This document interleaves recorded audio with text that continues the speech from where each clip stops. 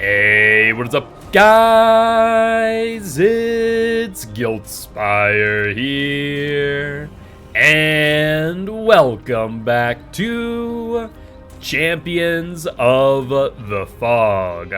I am joined once again by SouthernBelleCass. How you doing today? I'm doing well. How about you? Pretty good. Cannot complain. We are here today for round 4, 4-1 locker versus Deadheads. Wicked excited to see these two teams go up against one another. How about you? I'm super excited. I've seen Deadheads play specifically before, so I'm excited to see if they stick to some of the same builds, if they stick to some of the same killers, or if they mix it up on us. So, super excited. Yeah, no, absolutely. And I'm always excited to see 4-1 lockers. For those who are not aware, they actually are my old team back in Vigo's court. My origin story of comp is literally responding to a Reddit thread and becoming a comp killer thereafter. Tryouts literally were against what was formerly known as Bubba's Bullies, and then Loop Artists thereafter. And so that was a bit of a rough introduction to comp, but very happy to be here. How many? Has it been almost like a year, I guess, since that point in time? But always good to see 4-1 lockers and see how far they've come since then. Yeah, absolutely. I haven't had the chance to watch them play, but based on their name, I already love them. They definitely do have a unique name. It definitely sticks in your head. But with that being said, we do have the entire Survivor team in lobby. I just believe that we are waiting on their builds as of this moment. But with that being said, we are on, I believe, Rancid as well as Father Campbell's Chapel today. So, some interesting maps, to say the least. Father Campbell's Chapel especially, where main building is a very strong loop.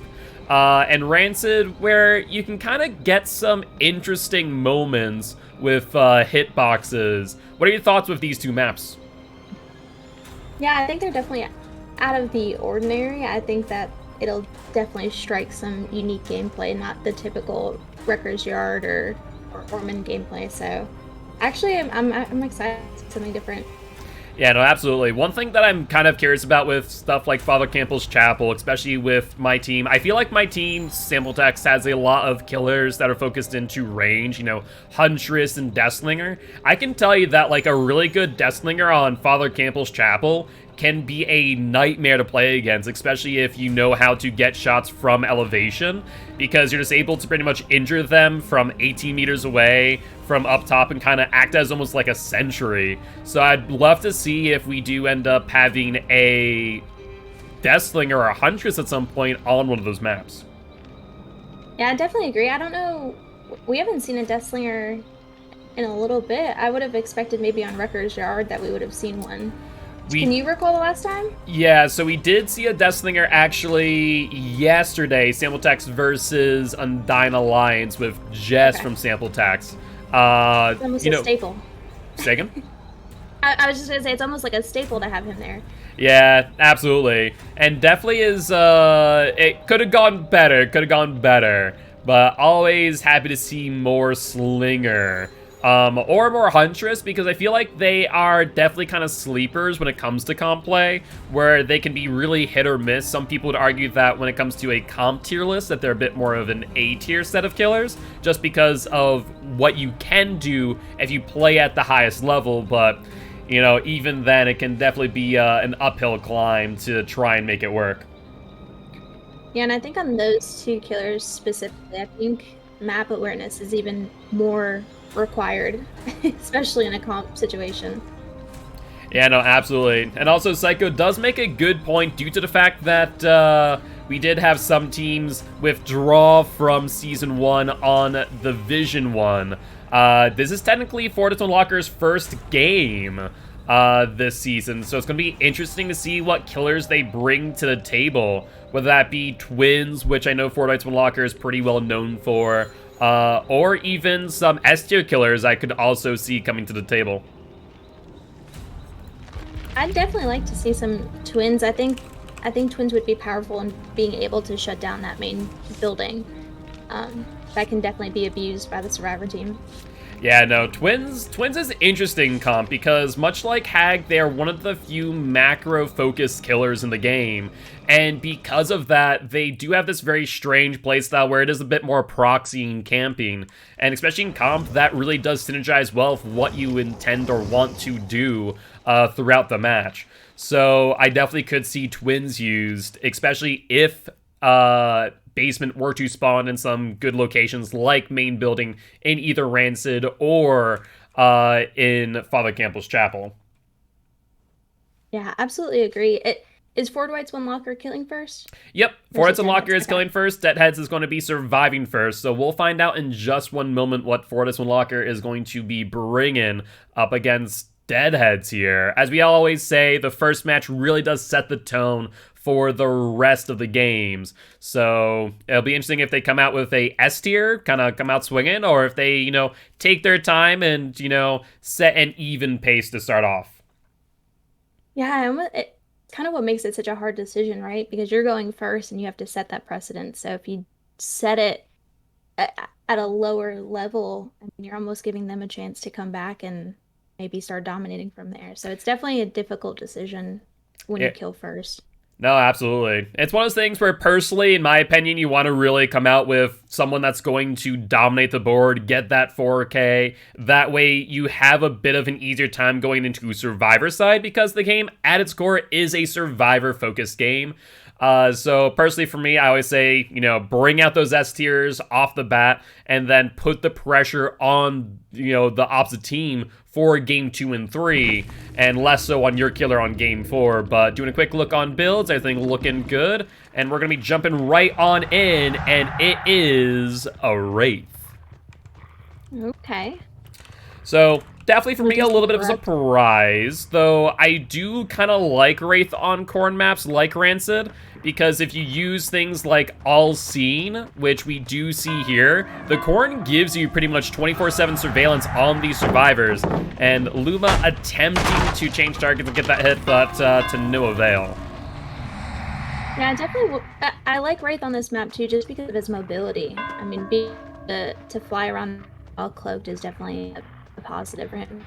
Yeah, no, absolutely. The biggest thing I will say about Wraith in this scenario is that you really need to make sure that you're able to keep up on these survivors in and out of cloak consistently. We're seeing these survivors play pretty well around Wraith right now. You can see them utilizing a life to get to a tile, to use bounced landing as a threat. And the Wraith is kind of having to disengage a lot in these moments, which is good and bad in its own right. We do see that Ruin is still up, which does give Wraith that ability to kind of disengage and just kind of push survivors around and regress those gens passively all the while. Yeah, I'm interested to see if we see things similar to yesterday of having some of those Hex Totems be cleansed while Corrupt is still up. It survived this long, so... Yeah, definitely longer than usual, to say the least. Yeah, absolutely. I am curious, however, if, we saw Wraith yesterday, we saw, the teams like burning Wraith quite a lot. I wonder if we'll see that again today, or if that won't be used as much. I think Leon had the flashlight, and did not really have any chances to use it all the while. Yeah, I almost think that this map is tough to try to get those light burns on him. It's not impossible, but it's definitely difficult with some of the geometry in the map. And I believe, if we did hear correctly, that was a scream on the unhook suggesting make your choice. So definitely an interesting perk to see. And I mean, on a self-based killer, it could be very, very powerful for obvious reason. But Luma seems to be ignoring that and opting to go for the down on Temp Babylicious instead. Yeah, make your choice is interesting, right? You have to make the decision that he just made. Do I continue this chase with a survivor that's already injured, or do I try to get back to the hook? Try to remember who it was. I mean, you could tell by the scream, and then try to locate that survivor who's probably trying to hide it out. Yeah, exactly. And it's actually such a good change that behavior made, making it so that the survivors screamed when Make Your Choice activates, because you really are able to know. And as Luma was keen on listening, knew that Don't Come Near Me was still affected by that exposed status effect just for a few more seconds, but a few seconds is all you need. Yeah, definitely. When the survivor didn't scream, it was almost impossible. You almost had to guess or know where all the other survivors were to make it effective. So I've definitely seen it used more now that you can have that audio cue. Absolutely, and that is a painful sight right there. Luma trying to uncloak just before that firecracker goes off, but to no avail, and unfortunately does result in a light burn. First one of the game, but, you know, was able to push the survivors off of their ruin, but given that is comp and these survivors are on communications, you know, I don't imagine that ruin is going to last all too much longer. Absolutely agreed. And looks like Leon here is the one exposed, but looks like Luma is going to change targets and end up going for Don't Come Near Me, as they did see that self-care with that medkit, and that is pretty significant in this moment, as that does mean that they do not have decisive strike if they had it on them prior to. So someone needs to come in for a body block, but with Leon being exposed, there really isn't much that these survivors can do. Yeah, I do hate the cooldown length on Make Your Choice, because I think this is a perfect time to get some more value out of it. But it looks like we've got maybe 10 more seconds until that cooldown is up. Yeah, exactly. So unless these survivors are able to insta-unhook, which I'm very, you know, hesitant of thinking that is what they're going to do, then they aren't going to be able to get really any value out of that. But they are able to get that totem, but Temp Babylicious does trade the totem for a hook stay. And honestly, I don't know. I think if someone else, maybe Gotha or Leon, Mr. Beautiful, would have, you know, gone for that instead, I think that would have been a smarter play, because you're giving Wraith a lot of pressure here in this moment. Yeah, I was just thinking the same thing. I don't know if it was worth the hook stay. I would almost, at this point, knowing that he has Make Your Choice and not knowing if the cooldown is off, I would almost send the injured survivor to go get the unhooked, so that if it was active again, then you're not really losing anything. Yeah, no, that is a very good point, and something that I know that my team and I actually do focus on quite a lot when we do play around with Make Your Choice. And we will see a Pop Goes the Weasel go off here, and I'm actually really surprised. Luma's getting a ton of Make Your Choice value right now, and is able to consistently down exposed survivors back to back to back. Yeah, this is gonna be a tough one to come back from. And absolutely. And right now there are two survivors currently on Death Hook, and survivors here trying desperately to recollect themselves. But Luma's not going to give them any reprieve. And let's see if Temp Babylicious, who is on Death Hook, has Decisive Strike, and answer is no. And we do see Gothargy has used Deliverance to get off that hook from the main building. So no Make Your Choice value there. Yeah, which is actually kind of a pseudo counter in a way. At the same time, I think that then tells Luma, hey, you know, I'm not going to touch Gothargy for, what, 60 seconds to ensure no DS play, as we haven't seen DS thus far. And once again, Leon here, Mr. Beautiful, just not really attempting to go for those light burns at all. You know, just opting to kind of take the hit, and looks like Luma's saying, you know what, I know you're not on Death Hook, I'm going to go for someone else, and more specifically, Don't Come Near Me is going to be their target of choice. And surprised they did not fully commit to the uncloak there, though that life was able to give Don't Come Near Me just a little bit of distance. Yeah, and maybe he's remembered that from the last time that he's met them at the main building and they left the way. It could have been expected. Yeah, no, I think that'd be a really good call out there, but Don't Come Near Me is out in no man's land right now, and we know with Light they do not have bounce landing, and they will be going down, and this will potentially be another kill for Luma, unless there's some way of stopping them, which there does not appear to be. I was hoping maybe a Leon would be nearby for a flashlight save, but unfortunately not at the time. Yeah, I think these survivors are just hoping at this point to get to, you know, two generators out. But between Pop Goes the Weasel, both survivors being injured, and with All Seen giving Luma just all the information that they need, I don't know if these survivors are going to be able to make it out alive. I don't know either. We know that they don't have the medkit unless they've gone and picked it up from the survivor that's left already. Exactly. Now the question does become towards this end game whether or not one of these survivors does have Unbreakable, and if not, it will be all for naught. There's that sprint burst on the Leon, and he is able to make some distance, but will it really matter in the end? I don't think so. Was able to commit to the gen, but at what stake? Oh, and we see Meg with the Unbreakable. Yeah, so there is that Unbreakable play. Game does get extended just a wee bit, but unless they're able to somehow avoid Luma and All-Seeing, the All-Seeing Wraith, I don't think there's really going to be any value gained here other than potentially extending the match, giving them the option to potentially find Hatch all the while. The main way to avoid All-Seeing would be to be in a locker, and if Luma is keen on that idea, should be able to kind of keep that in the back of mind and maybe start checking lockers here and there. And the hatch, maybe we'll call it a feature, is still active where you can kind of see where the hatch is before it actually spawns. Is that right? Yes, that is still correct. Behavior has yet to fix that, but doesn't really matter right now as Hatch actually has spawned, so it is visible to both killer and survivor alike, and I believe Luma may have seen what I saw and saw Crow come back in that tile, but is not investigating further. So for any killer main, crows are your best friend, whether or not you're on spies from the shadows or not. And I believe that Gothergy might be hiding out in that tile on the back left-hand side, but Luma might be opting to, give this up and go for the hook here in just a moment. It's definitely something that myself as a survivor main I don't pay enough attention to that because it is information that's just there, and it's up to you to pay attention or not. Yeah, no, it's a lot of good information for killers. It's actually why when I play Survivor, I'm kind of keen on trying to avoid disturbing crows if I know the killer is near. Because if you're just looking in the right place, right time, you see a crow go off, just then, okay, I know exactly where they are. And I have a feeling that Gothergy is going to be immediately on Hatch right now, and I bet you it's on that back left-hand side if you're facing towards Shack right now.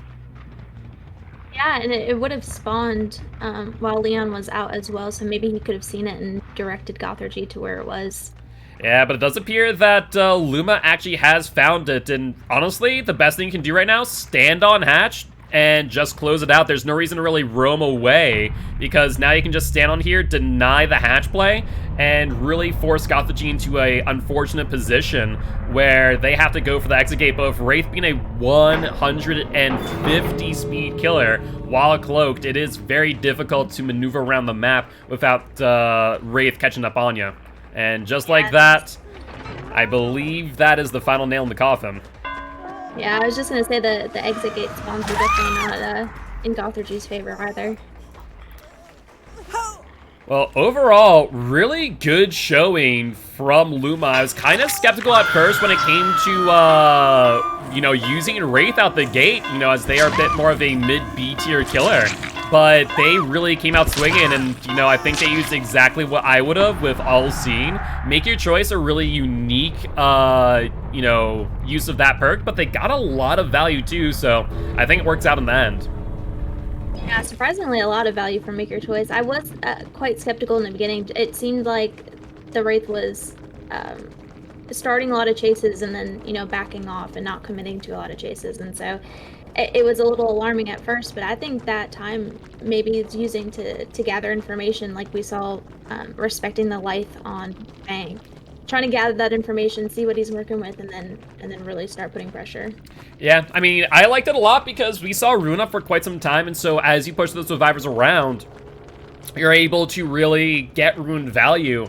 And though you might not be committing to those chases, at least there's some gen regression taken off seconds from that time, and we saw that first gen that they're on main never get completed because of that. But the final score for game number 1 is Deadheads with 14 points and Ford White's one locker with 46. So pretty significant, all things considered, about a 32-point difference going into game 2 with Deadheads as the killer on Rancid. So it's going to be interesting to see what they respond with. Yeah, I think you need to bring something in your tool belt pretty large. Yeah. I know that I've seen Gothergy, I believe, play twins. I'm not sure if Gothard is the one killing Gothard first. plays a lot of different killers, so it's really Okay. hard to say or predict what they might be bringing to the table. But you know, I definitely feel that Twins is a possibility. I also think that an All-Seeing Wraith responding in kind is also a possibility, because I've said it before and I'll say it again, All-Seeing on corn maps is just really, really strong. And I think probably one of the better uses of Wraith, as we don't have any of those indoor maps like Hawkins, Midwich, and so on, where you would be able to get equal value. Yeah, I think that match was a big showcase of those add-ons. I think he played it perfectly, and being able to see the survivor through the corn it's like a gift. Yeah, no, it is a very, very strong add-on in those moments, because it's just constant information. With that being said, currently waiting on Gothard to start up the lobby, as they will be our killer today for Deadheads. And, you know, they always have some interesting choices or things that they choose as far as killers concerned. We've seen them play Trapper. We've seen them playing some less than commonly used killers. Interesting. I definitely think they need to respond with something powerful, regardless of the tier, being comfortable playing that killer. It's definitely, they need to respond pretty big. I mean, there's, is it a 32-point gap? Yeah, right now it is a 32-point gap, so basically they need to respond in kind with a 4K of their own before the same number of gens are completed to even claim a lead. So it's definitely going to be interesting to see what they bring and what they need to apply that type of pressure. And yeah, thinking back, I mean, Leon committing that gen, how many points did that gain them? Or it did from gain them roughly another 5 points, so it's definitely not insignificant. So knowing that you might end up losing that game one way or another did allow them to get those 5 additional points, where it is currently a 32-point match, could have been a 37-point match instead. Okay. Yeah, and I think at that point, I mean, both survivors were injured. One was on the ground, and he knew where he was. I think that was the right play. Well, especially as we saw, if Gothargy having that Unbreakable, you know, gave Leon that ability to do the gen and then get back up as well. Yeah, very smart play. 110%. But with that being said, we are in the lobby with Gothargy as we speak, and are now waiting for Fortitude Unlocker Survivor Team to join. If you were Gothargy, you know, on Rancid, we've seen how powerful Wraith with All Seen was on that map. What would be your thought process? Obviously, I feel like a lot of people would say no Nurse for obvious reasons. Nurse on core maps is miserable. But what would you bring if you were in Gothargy's position? I think Twins isn't out of the question. I think there's a certain mind game with responding with the same killer though as well, kind of like, oh, you can do that, I can do that too. So I definitely wouldn't be surprised if there was a response with another Wraith. But yeah, I would probably venture to say maybe Wraith or Twins. What are your thoughts? I would love to see Twins. Twins, I feel like, actually suffers from a similar issue that Nurse does, where, like, Corn with Victor is kind of miserable because you really can't see through it all too well, especially as you move in 150 speed. But at the same time, you know, it is a wide open map, so we could see like a Billy. I would not put that past Gothargy to bring in the Hillbilly and zooming around. Do you think a Huntress would be out of mind? So on one hand, no. At the same time, it is kind of difficult to get some of those cross maps if you are a long-range Huntress, which I feel like you do need to be at times. And some of the key positioning isn't always consistent, right? You don't always get that hill in middle where you can kind of stand up and see through or over the corn. So Huntress wouldn't be a bad play, but you'd really have to make a gamble there of the RNG for sure. Yeah, that makes sense. I could see it going either way, honestly. Yeah, no, 110%, but everyone is in lobby, and at this point in time, you're just waiting on builds. So, you know, We talked a little bit about the update part 1. We talked a little bit about part 2, which is coming out, and apparently DBD Leaks is, getting some more images today. And we are now less than 24 hours away from learning more about the mid-chapter update. What, if anything, whether it be boon totems, whether it be nerfs, buffs to add-ons, perks, or killers, what else would you like to see in part 2 of the update? That is a good question. From a killer perspective, I'm happy, right? Trapper needed this love for so long, and my heart is content until we get the PTB. But all jokes aside, I mean, I'm definitely excited for that. Honestly, I mean, I feel like a lot of people have kind of like a wish list, right? And Yep. I think sometimes we get focused on some of the things like, okay, what do I want in the game versus the overall health of the game. Yep. So I definitely want them to focus more on that. So like the kill switch is a perfect example of that. Did any person ask for that? Probably not, right? But at the same time, that just improves the end user experience, which I think everybody can appreciate. So I know that doesn't really answer the question, but hopefully kind of. I definitely want them to focus on the health of the game versus what the community is specifically asking for. I think if you focus on the health of the game, everything people ask for later on can be accommodated. No, I 110% agree with you on that. You know, one thing I've said a lot, especially with the Hellraiser update and with this mid-chapter update and people calling it a paragraph, I'd actually really enjoy Behavior doing that more often and just releasing one killer or one survivor and 3 perks, no map, because that would ideally give them the time to really go back into the game and tune up the things that we as a community have, whether complained about or mentioned, to help improve the health overall as we are going into year 6 now. So I definitely would agree with you in that regard. At the same time, I'm sure that people would still love for, certain things to be tweaked, some perks to be made more useful, some perks to be made, less useful, or on killers as well. And I think that as we see the Spirit nerf, we are seeing kind of that happening, where I think that Behavior is attempting to lower the ceiling on killer for the mass majority of the game, which I think is good in some cases, right? I think that has been a problem with the game for a while from a average survivor and average killer perspective, is that the ceiling for killer has been very high. The problem is that if you're looking at that top 5% MMR, right, those top 5% killers and survivors, the survivor ceiling is even higher in that regard as well. So if we had to talk about that, especially you as a survivor main, what are your thoughts to how they could change survivor at a higher level to make the playing field a little bit more even? I think solo queue.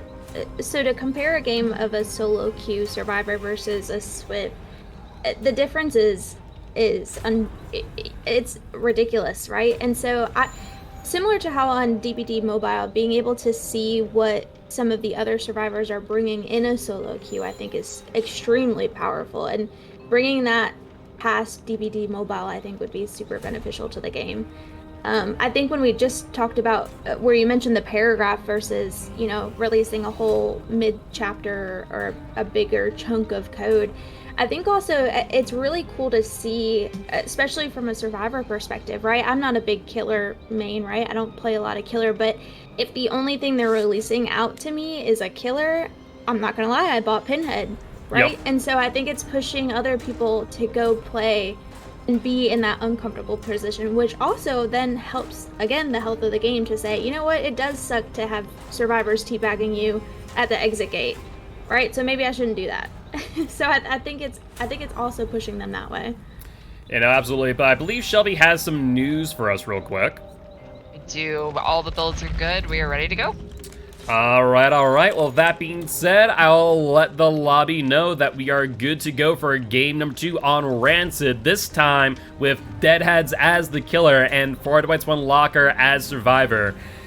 And I definitely agree with you in a lot of ways. The biggest thing is how do you nerf survivors, right? Do you make it so that gens take longer? Do you make it so that hook states are shorter? What do you do to theoretically nerf survivors at a higher level, because, you know, there's some major parts of the game that really do benefit them, and I think it comes from part of the fact that behavior when creating the game never intended for survivors to be as strong as they are. Behavior initially when creating the game expected it to be a game of hide and go seek, a little bit of deadly tag, so per se. Whereas when survivors realize, oh, based on the tools available to us, we can loop killers, we can keep them busy for X period of time, and everyone else can be on gens. And that changed the dynamic of the game completely from the initial vision that behavior had. So I think that at its core, you know, behavior might have to take a step back and go, okay, how do we want the direction of the game at a higher level played, but also at that, you know, average level as well, because I think they definitely are crafting a game for the average player, especially when you look at MMR. You know, the average player is enjoying MMR, whereas the higher player killers are, well, not. Yeah, that's definitely a good point. You still want to make it enjoyable, right, for all varieties, because you also don't want to impact the person who's just downloaded the game and, you know, have them have a negative experience, because, you know, that's somebody losing out on the game. I think it's a hard balance for sure, because it's also one of those things that you can't just look at statistics and say, yep, gens are taking, you know, way too long to be repaired or way too short to be repaired. Let's implement Ruin as base kit. So you can't make those kind of knee-jerk reactions on statistics. You kind of have to take a step back and reevaluate. It's definitely a tall order, and I'm glad I'm not in behavior shoes. No, 110%, but I actually want to take a step away from the current topic and thank the community, as we are right now on our way to a level 4 hype train. So thank you to everyone who has contributed thus far. Do keep in mind that 50% of your bits do go to the prize pool, as well as a certain percentage of your sub, as well as all of your ad revenue. So do keep in mind that you are supporting not just the channel, but also those participating. But we're going to be jumping right on in, and we see a spirit. Interesting.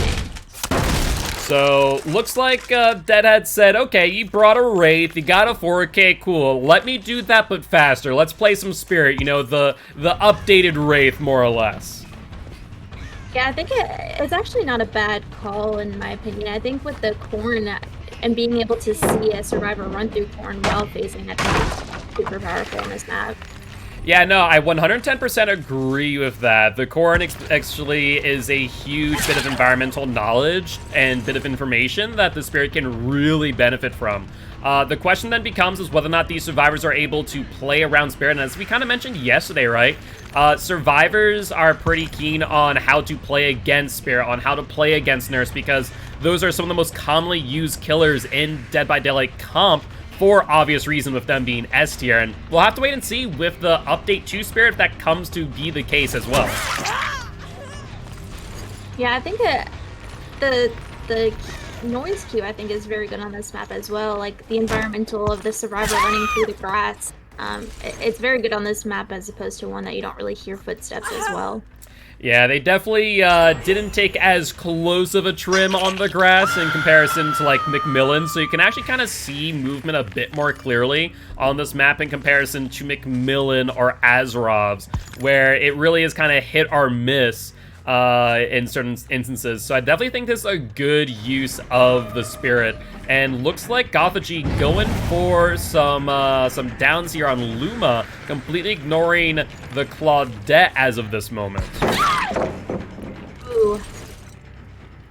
Yeah, difficult situation for Luma to be in here, as they ended up, you know, dropping a pallet, thinking that Gothagy would go around the other way. Definitely a great attempted play, but ends up giving Gothagy a little bit of additional value there with them being able to break that pallet. Yeah, if I'm not wrong, I think we just heard a scream at an unhook. We did indeed, and so that does suggest another make your choice usage, which I think make your choice, if used right, especially with high mobility killers, which Spirit is during phase walk, you know, can really be significant. And unlike with Wraith, where you at least have somewhat of a tell of where they're going to be and when, you know, you don't exactly have that luxury with the Spirit. And ooh, that is a bit of Pokos right there, and they do get that hit through the pallet. Yeah, we know Meg is probably not happy about that one. No, not in the slightest. But we do see that unhook, and this time we did not hear a scream, so Make Your Choice was not ready just yet. And I do want to note as well that Ruin is still up, so a lot of good value here for the Spirit, as they are able to pressure these survivors off of gens, taking time to heal, and really able to ensure that these survivors are not going to gain any advantage here as they go from chase to chase to chase. It's almost the opposite of what we were seeing yesterday. We were seeing the totems pop within the first maybe 30 seconds of Corrupt being up, but here we see Corrupt being finished and Ruin still active. Yeah, I think it definitely shows the difference in focus between teams. Some teams really focus in on those totems and they, make sure that one person is dedicated to that totem hunt. At the beginning of the game, where obviously some other teams focus in on, okay, gens, ignore Ruin, and just let's get the game over with and not taking it as slow. And for better or for worse, right, as we are seeing Ruin actually put in a lot of work in these last 2 games. Absolutely, because you know somebody needs to be coming off to come get this save, or be at least in close proximity. So at most you've got 2 people on gens. Yeah, and that's definitely a huge thing, right? Where I feel like a lot of people forget about the type of pressure that Ruin can apply when you really take that into consideration. And looks like Make Your Choice just barely, with probably like 5 seconds left, able to get the down on Luma, and looks like GothG is going to pressure the unhook in basement, as they only have roughly 10 seconds, give or take, before they move on to second stage. So really huge power play here, as that will result in upwards of 3 survivors being on death hook. Yeah, I think that's definitely the right thing to do. I mean, you've got 1 down, 1 in the basement, and Ruin is up, and we've got 4 gens left. 3 now, but you know that there's 1 person maybe on gens, and this is a really good position for the Spirit to be in. Yeah, I'm not sure what Long Live Mac's plan was there. Maybe they're going to be going for basement, but feared that Spirit would just be right down there. Honestly, Spirit, though basement is a strong position for any killer, really can't do as much in comparison to above our Huntress, right?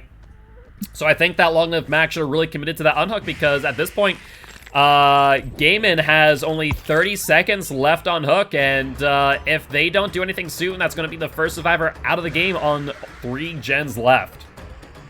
Yeah, I think having the hill right here, being able to check up and see what's going on around you for map awareness is huge. Yeah, absolutely. Looks like GothG's trying to get a cheeky save, but mistimes and ends up missing the save in basement instead, and does also because of that, is not able to pressure the unhook here. So good play by Forward White's One Locker in all reality, as they're able to get both those survivors off of some pretty difficult hooks. Yeah, unfortunately, all 4 of them are injured at the moment, and it's almost like, do we need to meet up and reset? All in the meanwhile, you know that Ruin is regressing all of those gens that you guys were just working on, so... Yeah, that is do you think they reset, or do you think they I think they need to, or... right? They need to take the time to reset here. They need to regroup. Unfortunately, what they needed to do is they needed to have Felix, otherwise known as Joker, take aggro. That way he could take a hook state here, as he has not been on hook at all. And with Luma going down, that does put them in a position where a survivor will still die on 3 gens left, even if they do reset. So they're going to have to be really keen on displaying some gen pressure here. But it looks like GothG is kind of taking their time, maybe worried about a potential DS, which honestly, they can take as much time as they need, but it looks like Luma is able to get back up and potentially, extend this chase even further. Yeah, they did hear Ruin pop, so they were able to get Ruin. I don't know if it's too late, though, is what I would be afraid of. Yeah, it's done so much damage. That is the problem here, right? That it might be a little bit too late, especially as, we fully expect, we see Ruin, no one dying, that there's very likely going to be a pop as backup, which, with this many survivors left, could be quite significant. It looks like GothG is trying to bait the pallet stun, which I think is smart, making sure that Felix is out of the area before picking up. Yeah, no, exactly. And we saw that was a very real possibility, as Felix Joker was, ready and waiting for that, but was not able to capitalize on that moment. We do hear another gen go off in the distance, and I believe Pop on that gen. Yep, that was Pop Goes the Weasel on that generator there, and they were able to see another survivor, Long Live Mac, who is on Deathhook. Like I said, they really need to somehow manage to get Joker to kind of get in front of the Spirit and take aggro. I imagine Gothorgy is well aware of who is and who is not on Deathhook. At the same time, you need something to try and bait them out and get some pressure elsewhere. Otherwise, you're going to lose another survivor, and there's no way in hell you're going to be able to escape. Yeah, I'm actually surprised Gothorgy dropped the chase with Meg. Yeah, I think maybe they're worried about another gen going off here is my only thought. And they are doing a really good job of kind of pressuring these gens. And interestingly enough, contrary to what I was going to believe, they are actually going to go for Joker, who has not yet been on Hook, versus going for, Long Live Mac or Claudette. Maybe, I mean, this will hopefully be able to give them some make your choice value on somebody who is dead on Hook. But yeah, I would definitely have thought they would have chased the other two down. There's also a real possibility that Joker is the one with Deliverance, which could potentially mean that, they are going to lose a decent amount of pressure here, even after that Hook. But I do hear make your choice. I think on Claudette, maybe. That was correct. That was on Claudette, but looks like Gothorgy says we're going to commit to this chase instead. I wonder if they're going to phase walk over to that unhook instead of committing to chase here, but looks like they are going to do the opposite and, really go for Megan. They are able to get the down.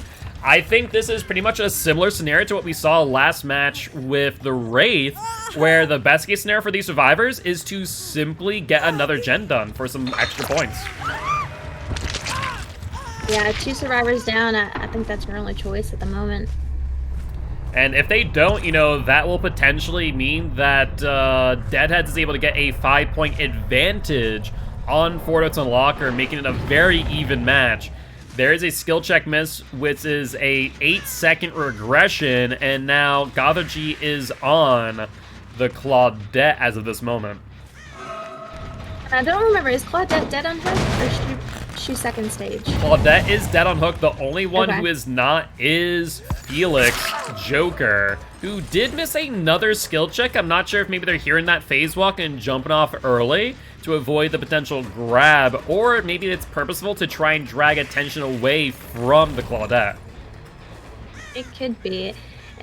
And Make Your Choice is so powerful in that, when Claudette was just exposed, it could be that she's kind of hiding around, making sure that she's not out in plain sight, too. So maybe that was Gothorgy's idea of, Claudette might be quote-unquote useless for some time, so maybe I need to start chase with somebody else. It's kind of those kind of mind games that, maybe survivors are mind gaming themselves.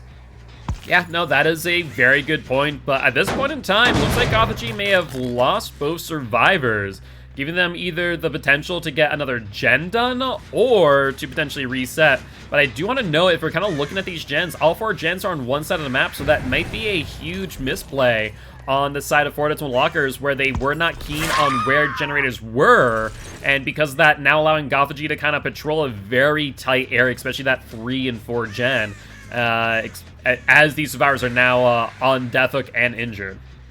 Especially with this hill right here, being able to kind of look out and see what's happening, watch the corn move from afar. I think that's super powerful position. Yeah, especially in that case where Gothorgy was keen on seeing that crow go off and was able to, immediately jump in the chase. And almost exactly like last match, we see that slug, and now Claudette is up and, ready to get back on a generator as Gothorgy is now in chase with the Felix Joker.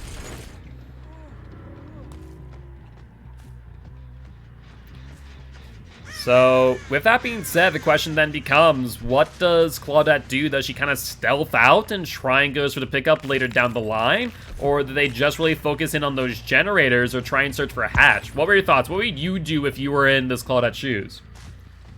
I think I would start searching. I think Gothorgy is aware of the progression on all of these gens because of the location of where they are. And so I think getting another gen is nearly impossible at the moment. Yeah, I do think you're right on that, especially a Spirit being able to just phase walk and move so quickly around these gens. You know, trying to get another generator done, as we see here, could prove detrimental to the overall game plan. We have already seen the Unbreakable play, so we don't worry about Felix being able to get out. Exactly. Now it really becomes a situation of, will Joker be able to find Hatch before Gothorgy is able to get to them, as Gothorgy now has to search around for both Hatch and Felix, as I don't think we have seen Hatch throughout these chases. Oh wow. And that is painful to see. Rather here, as Hatch was within distance of Joker, crawling there slowly but surely. Maybe tenacity may have been necessary there to get that escape. Unlucky. It is indeed. So very similar match in, you know, terms of points here. Just a slight difference. You know, exactly the same points for Deadheads at 46. But unfortunately, Fortis Locker with 5 points less, so we're looking at 9 points for Dwight Lockers and 46 points Deadheads, with a total points of 60 for Deadheads to 55 Fortis Lockers. I mean, it is right now anyone's game going into game number 3. Yeah, I think that was a great showing. I think that's exactly what they needed. They needed to be able to say, hey, we're still here and we're ready. And so to be able to bring it in such a close gap and numbers, I think is huge for them. And the momentum off of that, I think, will spiral into the next match. No, absolutely. So it's going to be interesting to see here if Gothorgy follows up with another round of killer. Or if they go in with someone else. You know, Gothorgy having a lot of good momentum here and could potentially, you know, snowball that into next match. But I believe we have Cade play next on Father Campbell's Chapel.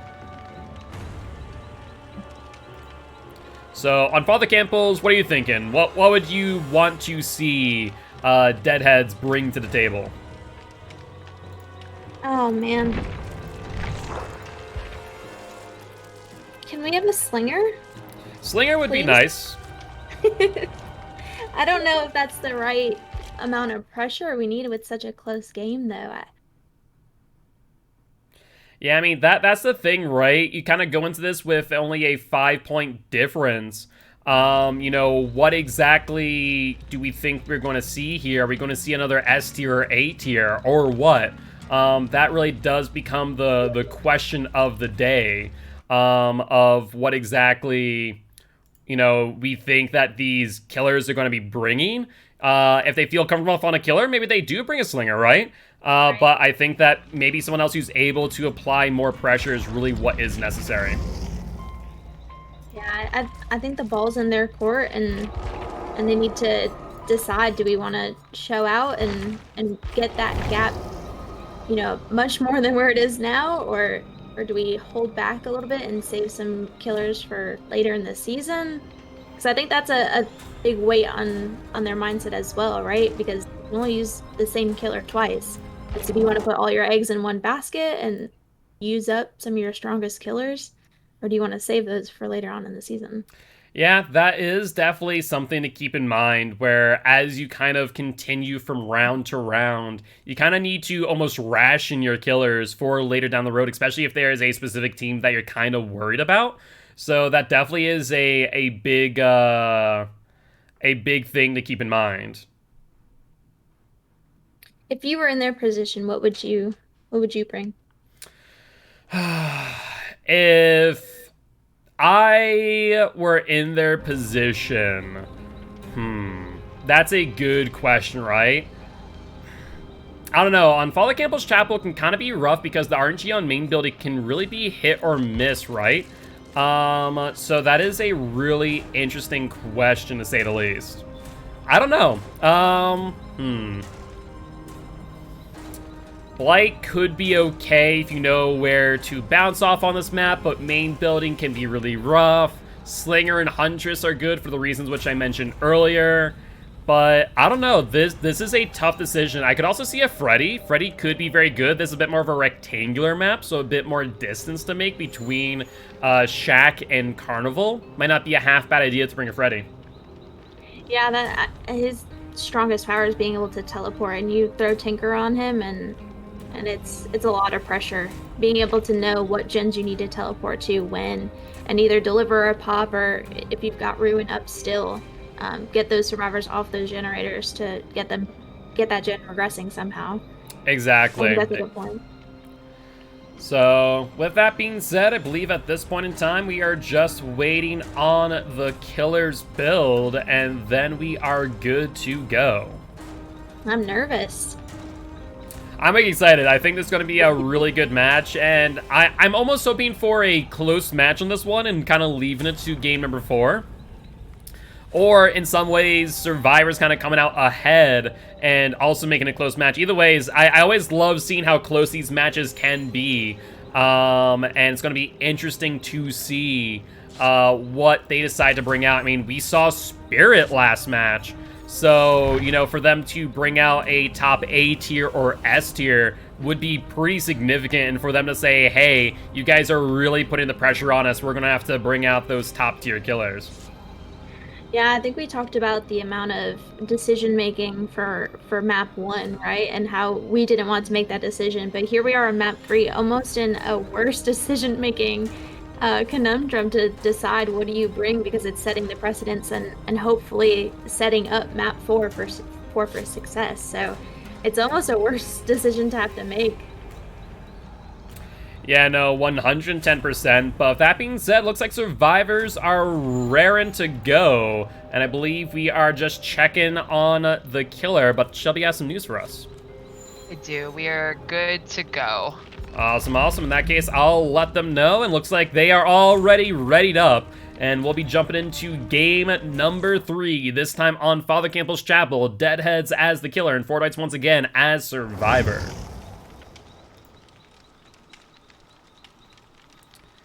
So, let's see here. Father Campbell's Chapel. You know, maybe an Oni could come out to play. What are your thoughts there? Oh, that would be good. I think we saw with Oni yesterday the struggle of getting that first hit. So I'm always weary of that, right? Because you're losing a lot of time trying to get that first hit, and survivors know that, and they use that to their advantage. They drop those pallets. They could care less about pallet usage at that point, right? And so I think it's definitely viable, because once that snowball starts, it's hard to stop it. But I think just trying to get that first hit is so tough in a comp scene. Yeah, no, absolutely. I mean, it really is the rule of thumb, drop pallets early against killers like Oni, so you just deny them that value. But with that being said, doing a quick build check on survivors, and we're jumping right on in, and it is a nurse. Wow. So, Deadhead's really coming out here and not playing around and saying, okay, you know, you guys played a good match. We brought out Spirit. You still did well. We're going to bring out Nurse now. So, they are not here to play around for sure. Yeah, it's definitely an interesting decision, because like we said, you know, what does that look like for the end of the season? Because other teams are going to know that, right? That you know, you're down a Spirit and a Nurse. Yeah, no, absolutely. I don't think anyone has used up all their, you know, all the S tier killers there, or any. You know, they have 2 uses per. But with that being said, you know, it does mean that next time they feel the need to use a Nurse or a Spirit, they have to kind of use that very wisely and go, okay, do we need another Nurse usage for later down the road? Right, are you sure? Exactly, but it looks like Cade here really just being on point with these blinks and able to get these down in quick succession. But is getting a miss here on Luma. The question is whether or not these survivors are going to be able to get the unhook on Joker, as we do see them only have 30 seconds left on that hook before moving to second stage. Yeah, having him go to second stage this early in the game would be huge. So I think the Nurse knows that, and I think she's going to stay in the area accordingly.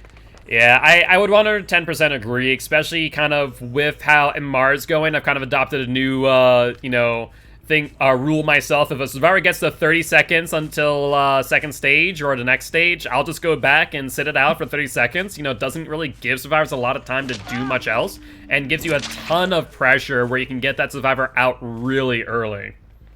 Yeah, and I think it's even more important to note is that they've got Corrupt on the other side of the map, right? So the gens that aren't Corrupt are within blinking range of the nurse. We do hear one go off, unfortunately, but at the same time, they're able to patrol these gens as well as the hook, and that's huge. Yeah, no, I 110% agree, you know, especially if kind of looking at these gens here, it looks like there's potentially upwards of 2-3 gens in this pack area, so it might be a play on Cade's part to kind of try and, you know, force a 3-gen for later down the road, while also forcing this first kill, where no one has gone for them yet, but as I say, that looks like Joker does end up getting off of the hook, and Cade is going to drop Chase and maybe try and tunnel out Joker here.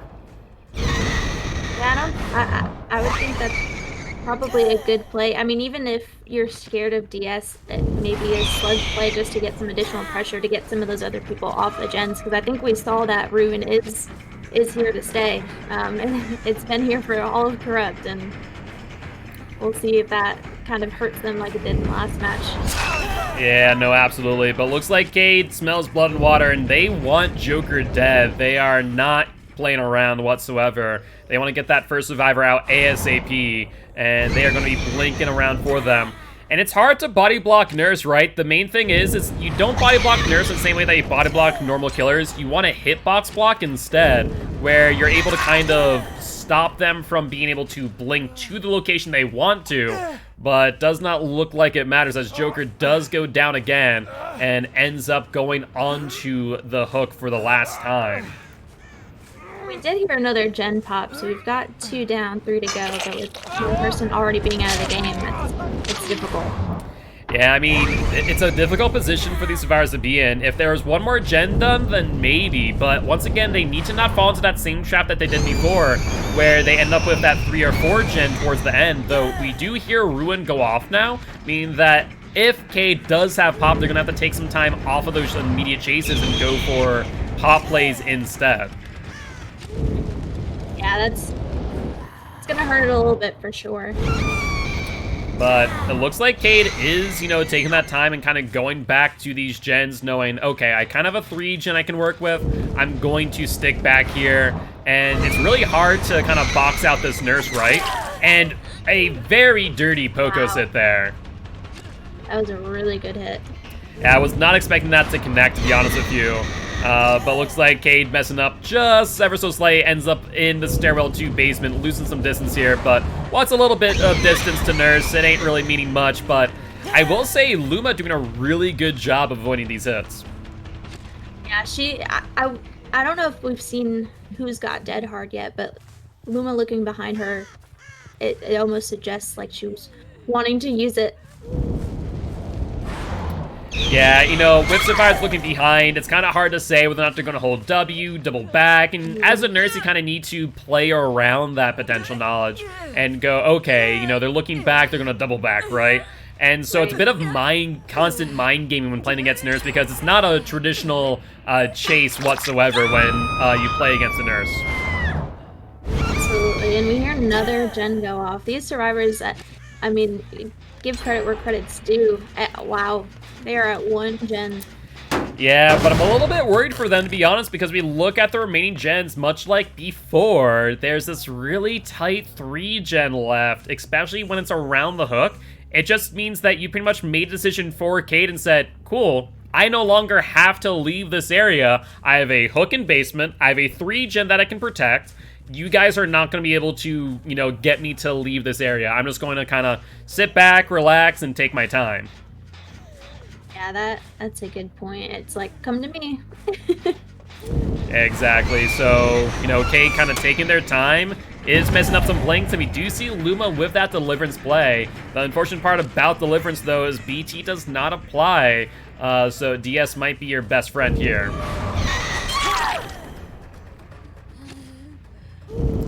I wonder if she, I was gonna see if she was gonna wait out a potential DS or.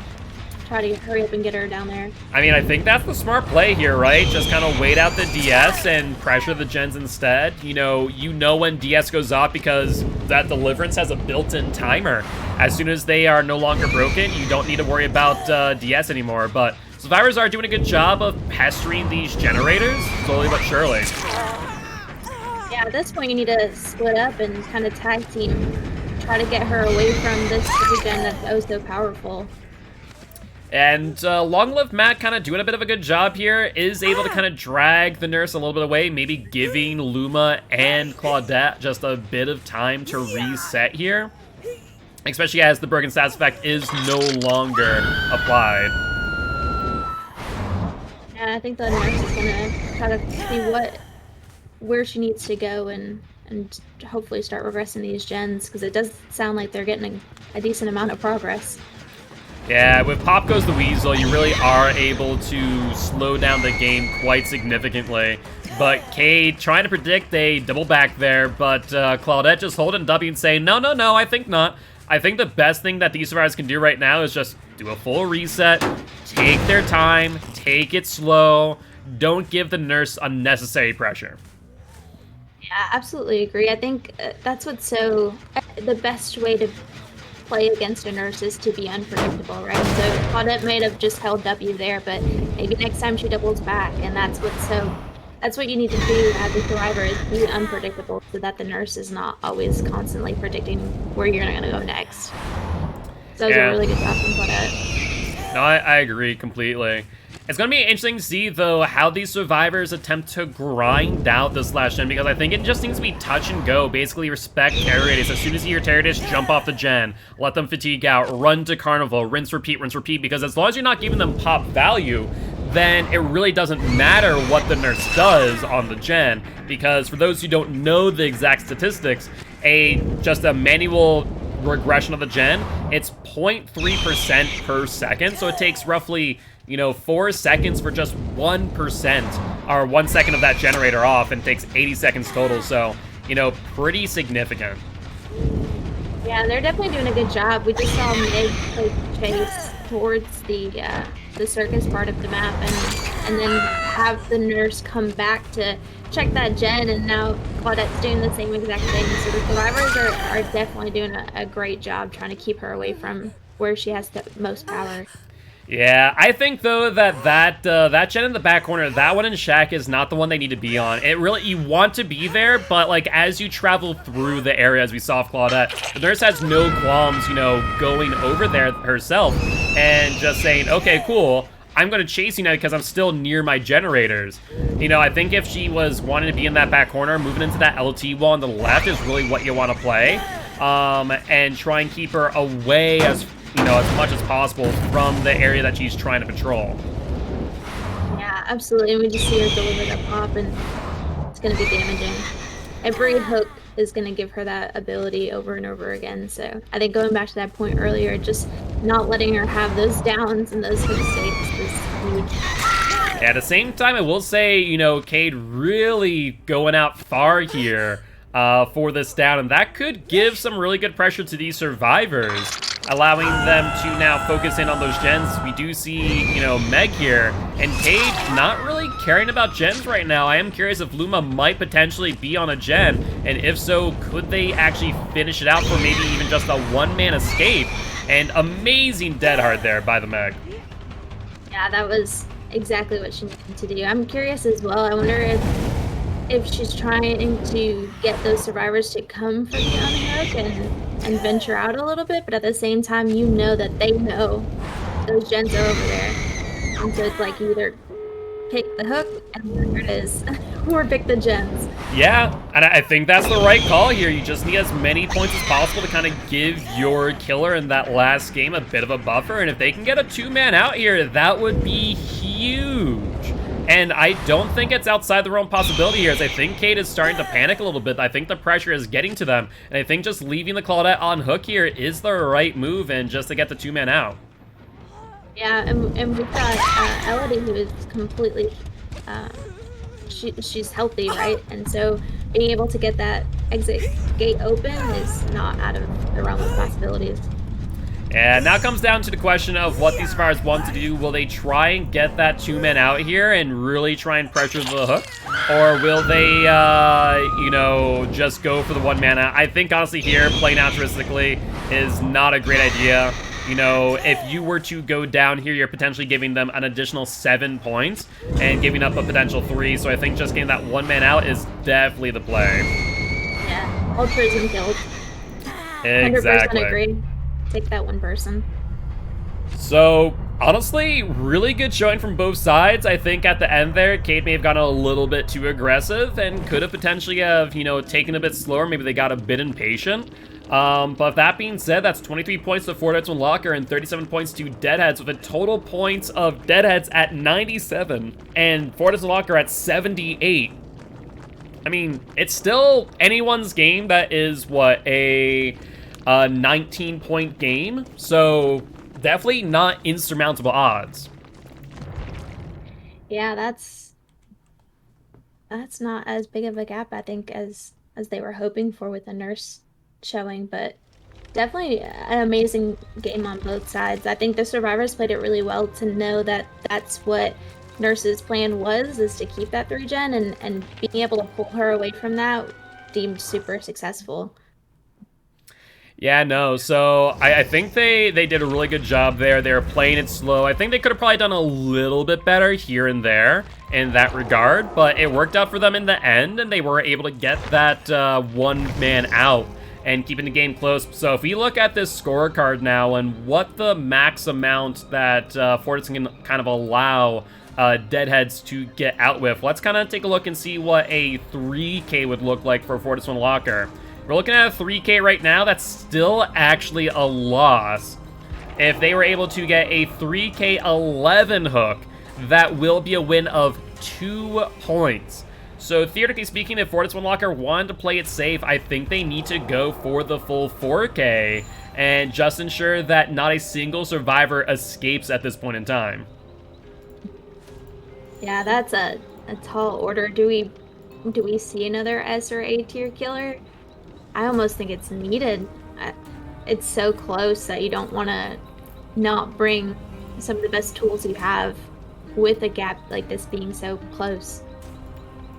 Yeah, no, I agree completely. And theoretically speaking, Fortnite Locker could go for a full 4K with all progressions and first hooks, and that would grant them a 1-point win. I do want to emphasize that that would be a 1-point win that they would end up receiving. So I think that the best bet is go for that 4K on 5 gens, but if one single survivor were to escape, that will be that will be the game. Yeah, I wonder if would an insta-down killer be out of the question?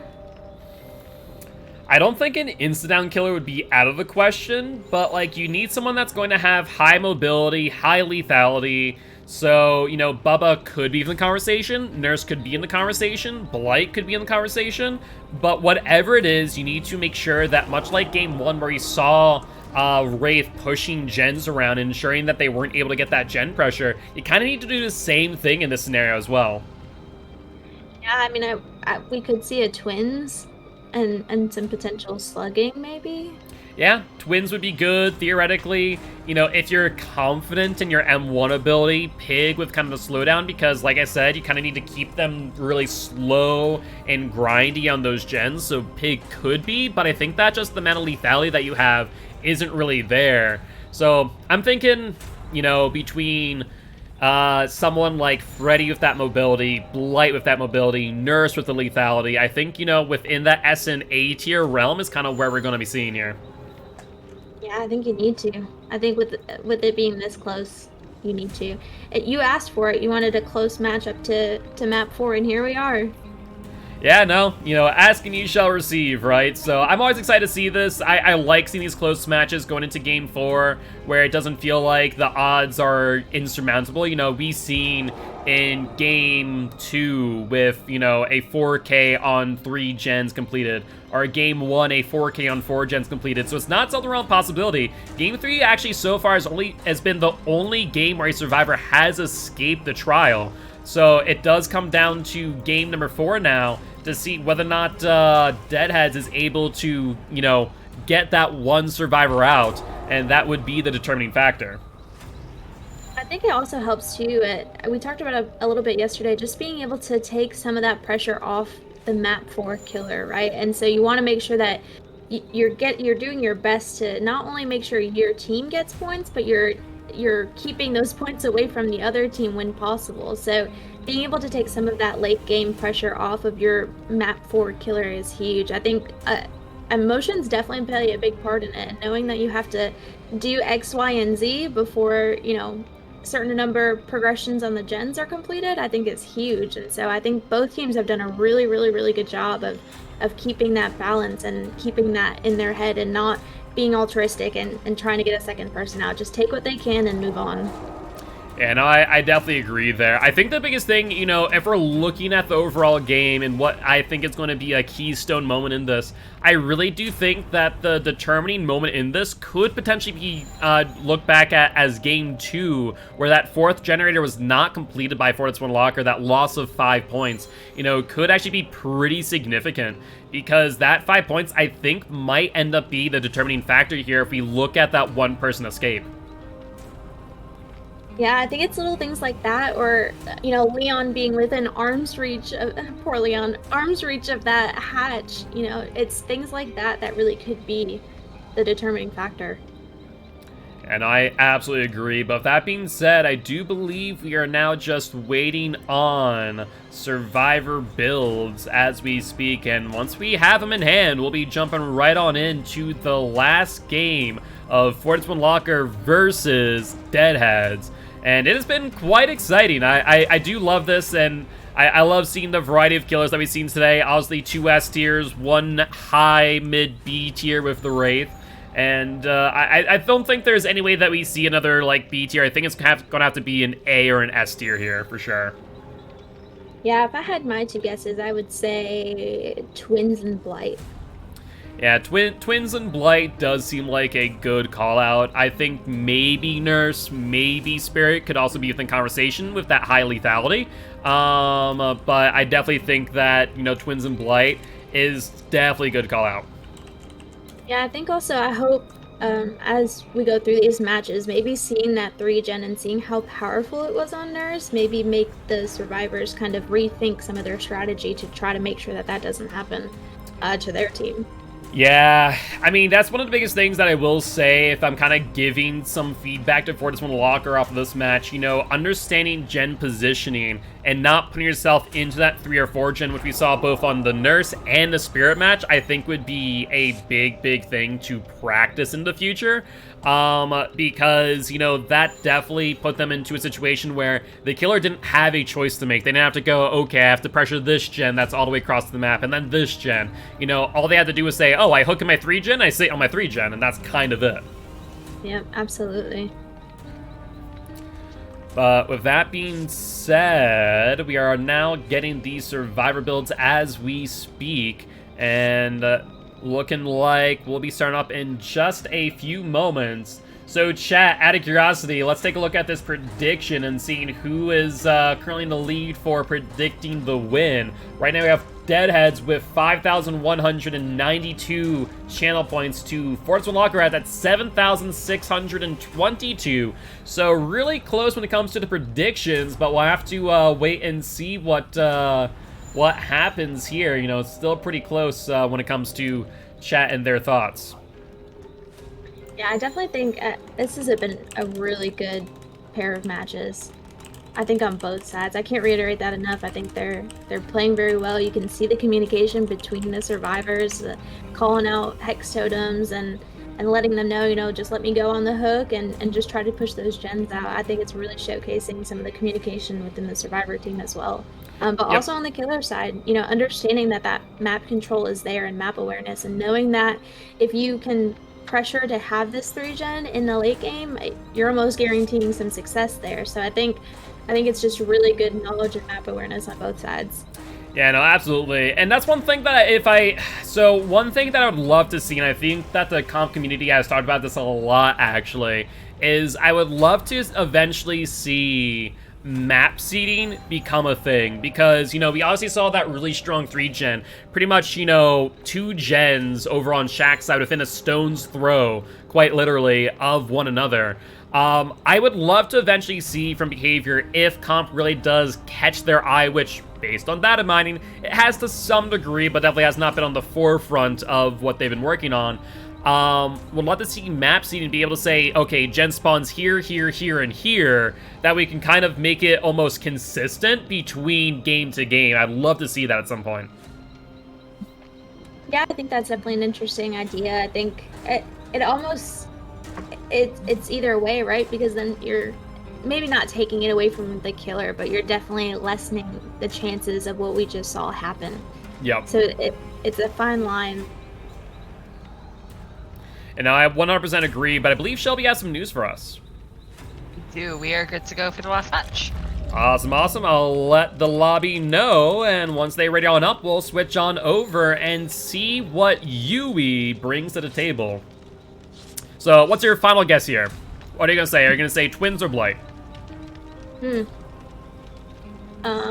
Siri, flip a coin. I'm gonna say Blight. Okay, so you're saying Blight. I'm thinking Freddy. I do love Freddy on this map. I think that he does have a lot of good gen pressure if you're using his teleports right. So I'm going to say Freddy. Watch it be Twins. It could be. That feeling. It could be. You're not wrong. It definitely could be Twins, and Twins definitely, if played right, especially if the slug game, can really slow down the match, especially if Ruin is taken out of the equation later into the match rather than earlier. Yeah, it's been interesting to see almost the switch, and like you said, it's definitely team dependent, right? Some of them just kind of say, you know, Ruin's gonna happen, so we just need to power through it. And other teams are like, no, no, no, no, I'd rather not play with Ruin. And they kind of make it a priority to get that out of the game earlier. So it's definitely interesting to see kind of the different perspectives from different teams. Yeah, no, I agree. I know with ST or sample attacks, we focus in on totems a lot. We try and learn all of the totem spawns, and we have one person dedicated to hunting them at the beginning of the match. So it definitely is going to be interesting to see as the comp scene continues to develop whether or not Hex totems are going to fall out of favor eventually and out of meta because of that, right? But we're seeing here today how powerful Ruin is if kept up. Agreed, and I think the boon totems are going to introduce a whole new factor, right? I mean, obviously not in comp anytime soon, but at the same time, I mean, it's something you need to think of because it's on the horizon. Exactly, but let's do a quick check on the Survivor builds. I think looking good. We're going to jump right on in, and Yes. You were right. It was a Blight. Yes, I definitely appreciate it, and I like this. I like this decision. Yeah, it's going to be an interesting thing. You know, the biggest thing that I'm always fearful of playing Blight on this map is that middle area. There's actually very few bounce spots with those pews there in the middle. So it's going to be interesting to see how Yui plays that, as you can make some really cheeky slide plays instead, that Survivors might not exactly expect, but amazing flick there on Gothergy with that first hit of the game. But I do want to note something. Are you seeing what I'm seeing? No. There's no corrupt intervention, which is very surprising. I've been so used to it, these matches, that I didn't even notice it wasn't there.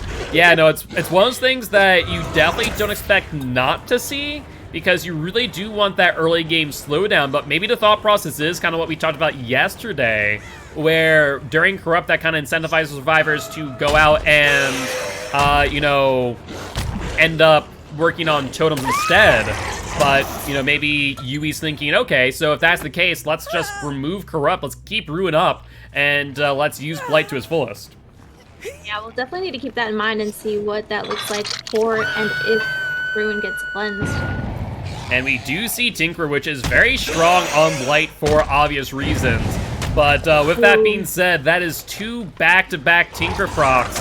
And that's going to be hard to come back from if they're not able to pressure both gens evenly here. I will point out that the gens back here, unlike last time, we do not see that 3-gen, which we did before.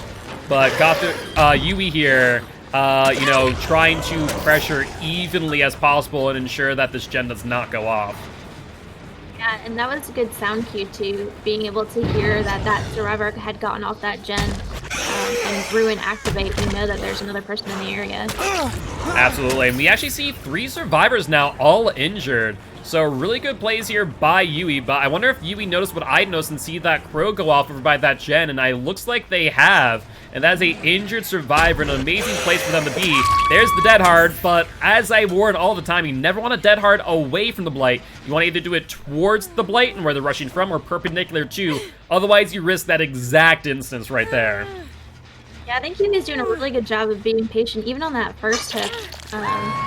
Right at the start of the match, very patient and not swinging too early. Absolutely, and now if those gens were regressing a little bit, Yui here kind of taking some time to maneuver about, check the other gens, and now going for a prediction hit, and does predict correctly, and finds Harley Quinn kind of out and about over by Carnival. No other Tinkerers have actually activated as of yet, so Yui does have some time to spend out here in the Carnival away from those gens thus far. I think that's one of the reasons why Tinker is so powerful, right? Because you can proctor Tinker on the same gen multiple times if it regresses into that 70%. So knowing that Ruin is up and regressing those gens, and that they're back under that 70%, you almost have to not worry about them until you hear them again. Yeah, no, absolutely. And Gothachi trying to get a cheeky play there, a little bit of corner tech, but Yui not falling for it and is able to, you know, get around that corner and ends up getting that hit on Gothachi. And trying desperately to play around this LT wall, but LTs are so hit or miss with Blight, I'll be honest. And we do see that other Tinker proc. The question is, does Yui go back forward or goes for the down? And looks like we see a light here. Will it be enough? And Yui does go down. Question then becomes, will Yui go for the Tinker? And looks like they opt not to. Maybe they're thinking, okay, I'm in a good spot. I can give up a gen for a hook here. And I think we've heard Ruin get cleansed, so I think that changes kind of the way Yui might be playing from here on out. Yeah, no, absolutely.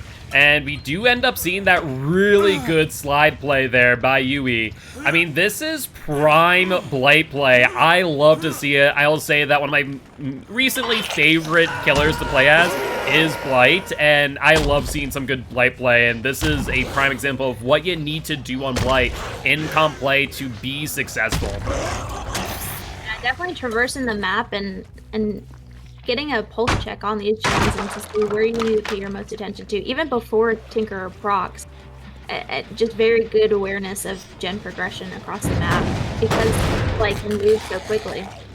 Yeah, no, I mean, that's one of the amazing things of Blight is that you're just able to maneuver from point A to point B without any hesitation and really are able to kind of check on gens consistently and constantly. And a very close near miss there on Hades, as we did see a Dead Hard come out and a Firecracker to boot to try and kind of drive Blight off of her tail. But Yui does not seem to care here and will be right on top of her. And unfortunately, that was the first miss that we've seen all game long. Yeah, that's definitely, and I may have heard another Tinkerer.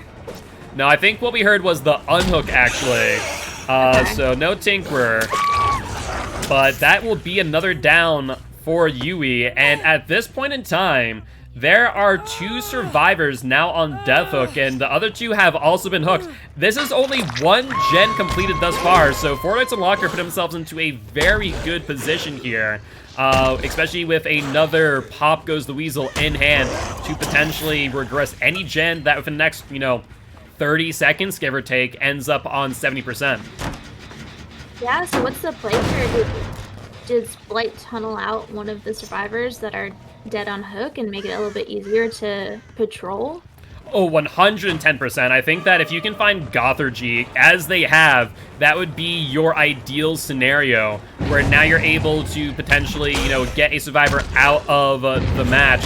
But Yui here struggling for a quick moment to get away from that window and just narrowly missing Hades on that Dead Hard, but I don't think it will be a very long chase nonetheless. The question then becomes, does Hades have Decisive Strike? And if so, that could be a huge game changer here, but they do not. Yeah, we do hear another gen go off. We heard Tinker while Blight was in chase, so we did know that that one was probably coming. So, but I mean, this is a very strong position. Having somebody out already and still three gens left, Blight is doing great pressure. Yeah, definitely really good pressure overall.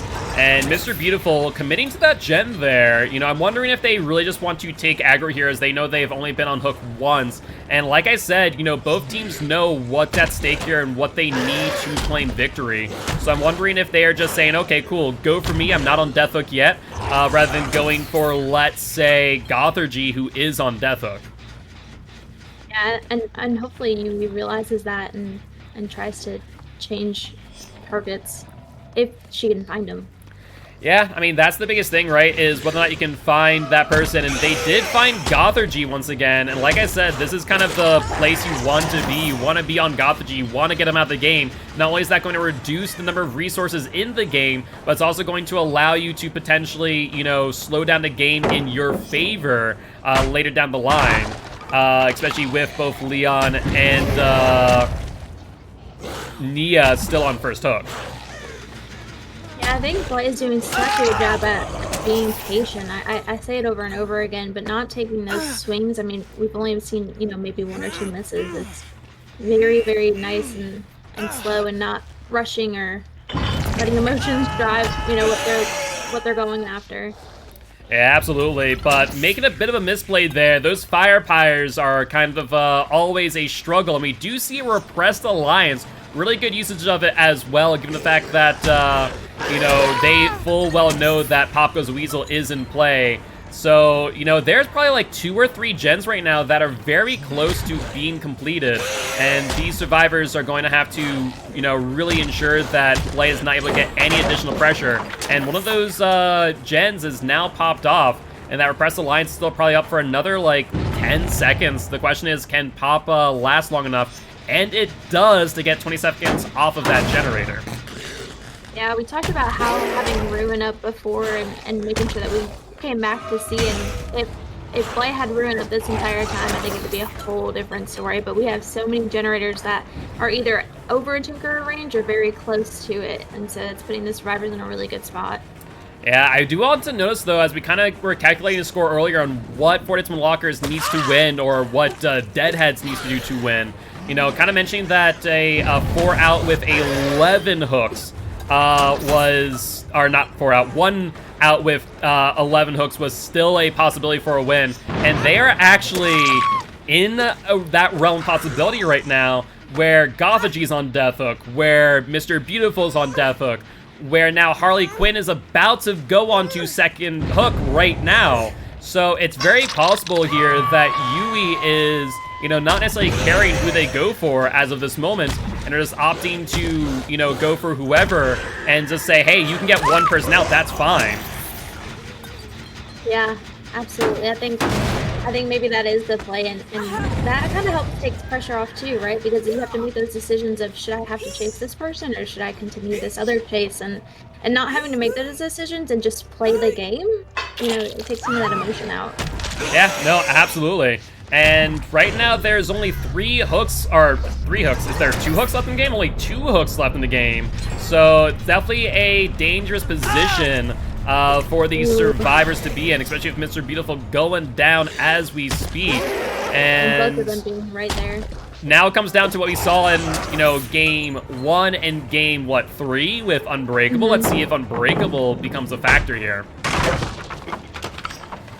Yeah, both of those survivors, although they finished the gen, both of those survivors being in the same area is not the best. Blight automatically knows that one is, he can down one and takes the other one. Yeah, and that's exactly what we see here with Harley Quinn going down on the ground. It looks like Yui's saying, okay, let's go grab Mr. Beautiful here. You know, try and avoid any potential hatch escapes. Yeah, and then I guess we need to see if Harley may have an Unbreakable. Yeah, I mean, even at that stage, I don't know if it's going to make much of a difference. I think the main benefit here is the potential for a hatch escape, which I don't think that's actually going to matter as they do not get that 6 points from the last gen popping off. So I think that will be that, and that will result in a win for Ford Dwight's 1 locker here, as that puts Yui onto Death Hook. And I believe that was a perfect 12-hook game, resulting in 14 points for Deadheads and 48 points for Ford Dwight's 1 lockers. A total of 111 points for Deadheads and 126 for Ford Dwight's 1 lockers. And funny thing is, there was actually 1 perk that was never used, which was No Way Out, which I guess was used in favor of Corrupt Intervention in that case. Yeah, we were a little worried about not seeing Corrupt Intervention off the rip, but I think Blight handled it very well and was able to get some of that pressure with that hook almost immediately. Finding that survivor, getting them on the hook, and getting that pressure instilled was huge. That was an amazing show of Blight. Yeah, no, absolutely. I was kind of worried at first when I saw Blight kind of come into the table in Father Campbell's Chapel, thinking that main building may have been a bit of a struggle spot if survivors kind of ran there in every single chase. But, you know, overall, really great plays from the Blight, really good usage of sliding as well as bounce locations. And, you know, same can be said for Deadheads. They played really well, and they didn't make chases easy on Blight, but Yui was able to just kind of come out ahead and really put the pressure on them early on before they really were able to get any gen pressure going. Absolutely. I think both sides, amazing games today. Very, very close. What was it, 15-point difference, 111 and 126? Yep, 15-point difference, so very close match. Very good showing from both sides. With that being said, that there will be the end of this match. Once again, GG, well played to both teams, and congratulations to Ford Dwight's 1 locker with an impressive win there in the end. So, with that being said, we'll be live again in just 29 minutes with a match between Travesty and We Can't Loop at 8 p.m. CST, so definitely make sure to stick on by for game number 2 of Division 1. But as always, I am Guildspire, your commissioner, but today I was shown a SouthernBelleCass, where if chat here wanted to go say hi next time you're live, where'd they find you? Yeah, absolutely. I'm sorry that we didn't have the video today. I've been having some performance issues, so sorry about that, guys. But yeah, absolutely. I'm over on Twitch, SouthernBelleCass, other social medias to include YouTube, TikTok, all under the same handle. We do play a lot of Dead by Daylight. We play some other games to include Phasmophobia, Pokemon Nuzlocke, which is kind of like a little niche market. But yeah, definitely over on Twitch. I'll be here as well. I really enjoyed my time here yesterday and today, so you guys will definitely be seeing me here again. Awesome, happy to hear that. And I am Mark, aka Guildspire. I'm an educational Dead by Daylight player, here to teach codes how to play Killer and survivors how to play against Killer. But if you're also a fan of Magic the Gathering, on Mondays I'll be playing some Magic the Gathering Arena, teaching you how to play some competitive, historic, and standard gameplay. So definitely make sure to stop on by, say hi. But on that note, I'll see y'all later in just 28 minutes. Bye-bye! Bye!